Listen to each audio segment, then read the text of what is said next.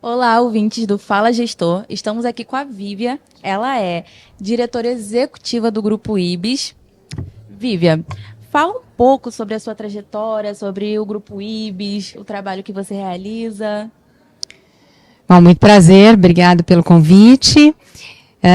Trajetória na área da saúde, quando eu falo da minha carreira, é bem antiga, né? Eu estou desde os 16 anos trabalhando na área da saúde, como técnica de patologia clínica, então sempre tive o desejo de ajudar por meio da saúde. E alguns anos depois, né, assumindo algumas posições de liderança, eu encontrei num congresso o conceito de acreditação, há cerca de 20 anos atrás, quando o primeiro congresso desse tema foi instituído aqui. Eu não conhecia e passei a querer entender o que era aquele termo, eu sou muito curiosa, sim, o que era aquele termo que estava voltado para a área da saúde. E um ano depois eu comecei a aplicar os conceitos que eu aprendi. A acreditação ainda era muito jovem no Brasil, nós tínhamos uma metodologia internacional, mas num período de lançamento da metodologia brasileira, né, adaptada à nossa realidade, respeitando a maturidade das organizações. E por muitos anos atuei implementando essa metodologia, que para mim foi o que significou o fato de uma organização conseguir estruturar os seus processos, trazer sustentabilidade para a gestão, aumentar a segurança do paciente no atendimento assistencial. E eu fiz disso o objetivo da minha carreira profissional. Até que, no finalzinho aí do meu último vínculo, eu coordenava, né, 39 unidades assistenciais, entre hospitais, laboratórios, bancos de sangue, e estava muito insatisfeita com a qualidade da prestação de serviço de uma avaliação externa. Já trabalhava com as melhores empresas, até que fiz algumas ponderações para a Organização Nacional de Acreditação, que acabou me convidando para fundar uma instituição acreditadora e trazer esses pensamentos mais inovadores, essa metodologia mais educativa que eu tanto defendi e sabia que dava certo. Então, assim surgiu o IBIS. O IBIS como uma instituição acreditadora na metodologia ONA, mas ele foi crescendo, hoje é a maior acreditadora da metodologia no Brasil, e trabalhamos também com uma série de soluções, capacitações, treinamentos e outras certificações e acreditações. Então, é assim que a gente ajuda hoje a transformar a saúde no Brasil, trazendo segurança no cuidado e trazendo sustentabilidade financeira para elas. Incrível, incrível. E qual seria a sua visão sobre o setor de saúde do Brasil, na área que você trabalha? Perfeito. Hoje.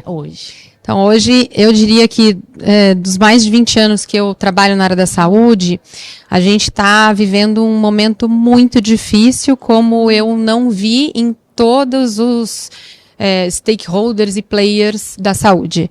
Então, a gente sempre teve um cenário em que uma parte do mercado da saúde sofria mais, a outra estava estabilizada, e de verdade o cenário atual é preocupante, porque, na minha opinião, e pelo que eu tenho observado, todas as esferas na saúde estão sangrando. Então, a gente está falando de operadora de saúde, a gente está falando aí de laboratórios, hospitais, redes hospitalares, sistema público ou privado, não importa, filantrópico. Então, a gente tem raras exceções que se prepararam, que se estruturaram, né? A metodologia de acreditação é uma forma de eles fazerem isso, mas a gente está realmente numa situação em que precisamos nos unir, né? Enquanto paciente, enquanto hospitais, enquanto clínicas, fornecedores, órgãos reguladores, para a gente entender como a gente mudar esse ciclo, porque a saúde sempre foi cíclica. Então, é possível fazer uma transformação, mas de maneira isolada e com esforços segmentados, cada um fazendo um pouco, a gente não vai chegar em lugar nenhum. Então, a gente realmente precisa colocar o problema na mesa, assumir que a gente tem ele e discutir profundamente, sem nenhum tipo de interesse, e de maneira muito transparente, encontrar soluções para que a gente reverta a situação que a gente chegou. Você acha que hoje, o evento de hoje, ele serve como meio de fazer isso? Eu não tenho dúvidas. Historicamente, as organizações de saúde, elas sempre tiveram muita dificuldade de aplicar metodologias de gestão que outros mercados já o faziam há décadas. Então, eu entendo que quando a gente exclui as organizações mais maduras, que eu chamo até de ilhas de excelência no Brasil, a grande maioria não sabe fazer gestão. E não é culpa da organização. É culpa da nossa formação, que não foi feita para isso, é culpa de falta de incentivo governamental, que não tem políticas públicas que incentivam a gestão, a prestação de contas, a cobrança de qualidade. Existe uma questão também de falta de transparência de tudo que acontece nos bastidores e que precisa ser de conhecimento do paciente. O paciente, ele também é uma grande barreira para evitar isso e uma grande força quando unidos para cobrar que algo seja feito, né, enquanto política pública. Então, acho que a gente tem uma grande jornada, não só com os profissionais de saúde, e esse evento está sendo para transferir esse conhecimento em gestão, esse conhecimento em como utilizar melhor os recursos e, ao mesmo tempo, equilibrar numa balança que a gente chama de geração de valor, entregar qualidade ao mesmo tempo, sem comprometer a parte financeira das organizações. É possível fazer isso, tem método, tem técnica, e é isso que está sendo discutido aqui no Congresso. Então, o primeiro passo foi dado para os profissionais, para os dirigentes, para os CEOs que estão aqui.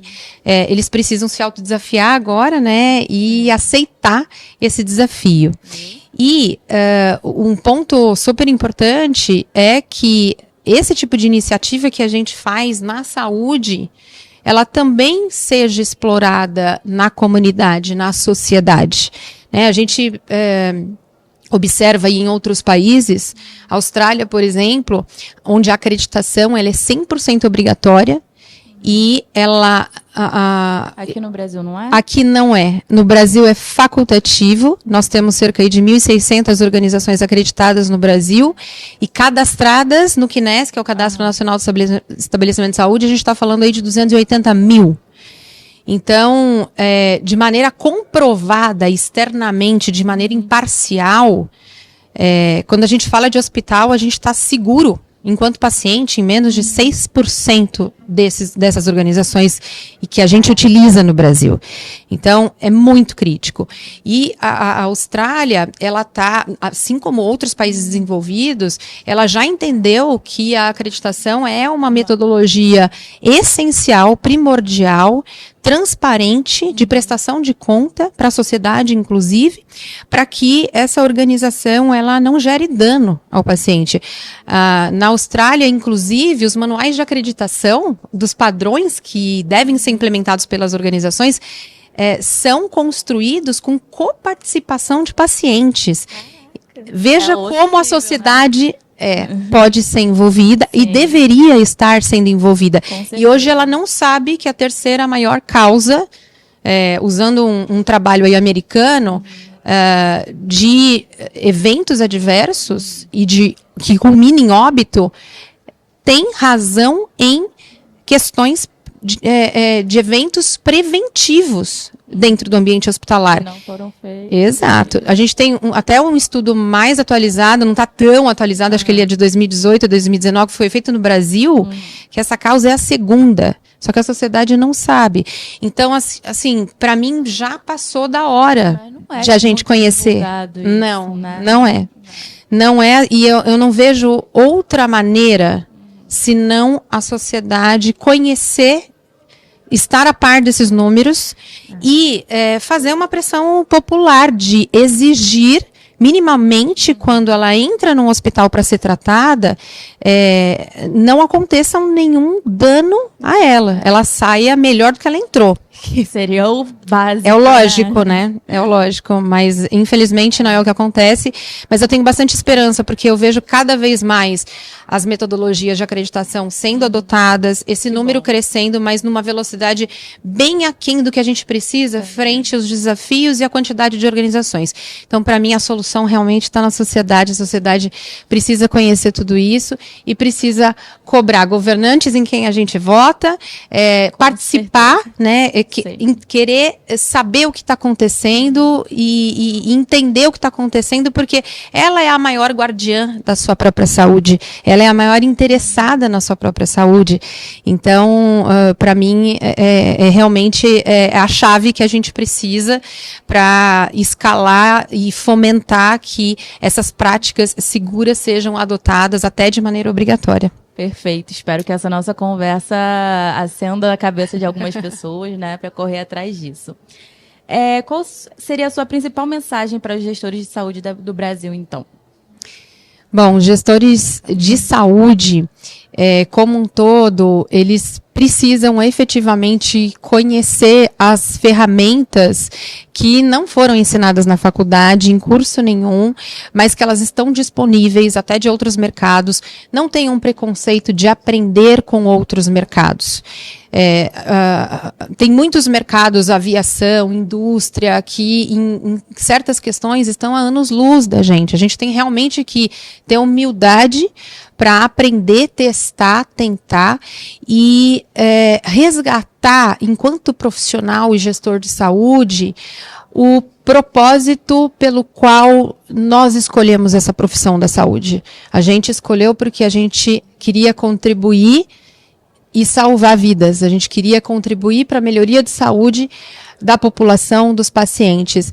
Então, eu vejo isso muito perdido e também entendo que é necessário que ele se ferramente com instrumentos que possam ajudá-lo, mas ao mesmo tempo também resgate o porquê que ele escolheu essa profissão. Assim a gente vai ter um pouco mais de fôlego, um pouco mais de oxigênio e não deixar de contaminar. Então, uma vez que você se convenceu e você sabe que é capaz, testou e transformou uma organização, não guarde para você, divida, compartilhe, incentive, multiplique, contamine, porque a nossa sociedade precisa disso. Perfeita colocação, Vivian. Muito obrigada por fazer parte do nosso podcast. Espero te ver novamente. Eu que agradeço. Obrigada pelo convite.